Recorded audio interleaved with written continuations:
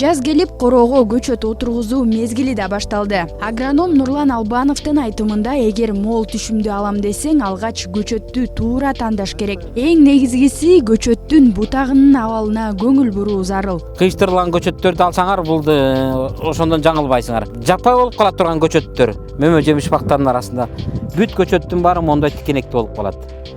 Кимге токтобойлу, кара өрүк болобу, абрикос болобу, алма болобу, груша болобу, бүт баары тикенектүү болуп кетет да.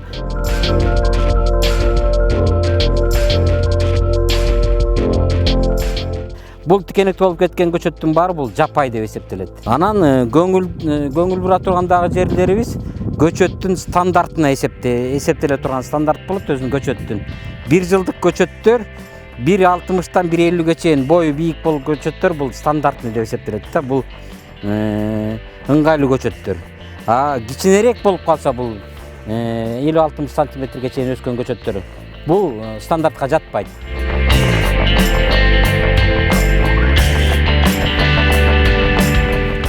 Жаппай алса кызыл өңдүү болуп калат.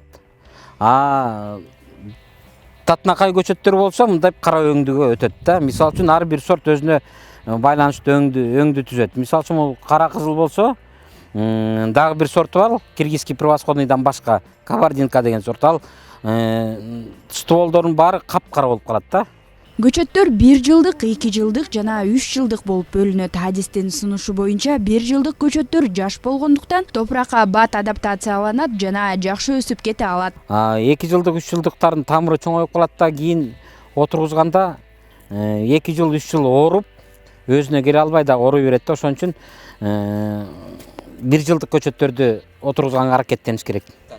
Кийинки этап бул жерге отургузуу. Хадис билдиргендей, жердин тереңин 50 сантиметрге чейин казып, топуракты жумшартып алабыз.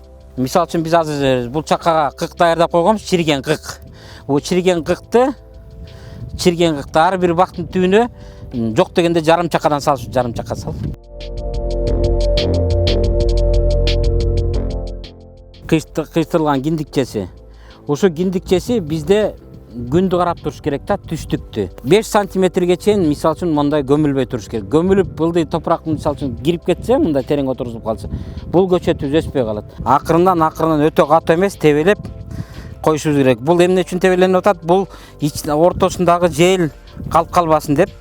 Жел калып калса, тамырчасы кабыл албай өспөй калат да көчөттүкү. Эми болсо анын бутактарын бутоого өтөбүз. Бул агротехникалык ыкма жана ар бир бутакты туура кесүү маанилүү. Формировка кылган турган обрезкабыз деген биринчи ярус создавать этет. Биринчи скелетный ветка деп коебуз. Мында уже биринчи, экинчи, үчүнчү, 3 бутагы болуп атат, 4 бутагы. 4 же 5 бутактан ярус создавать этебиз дагы. Анан учтарын кесип коебуз. 80-90 сантиметрге көчөттү биз кесишибиз керек да. Көчөттү отургандан кийин бир чакадан суу куюшубуз керек да. 3 күндө бир сугарып турушубуз керек. Себеби бул сугара турган мезгил жанагы тамырланышып өсүп кеткиче. Ошол где-то 1 ай убакыт алат. 1 айдан кийин жумасына бир жолу чоң бактар сугаргандай эле сугара беребиз.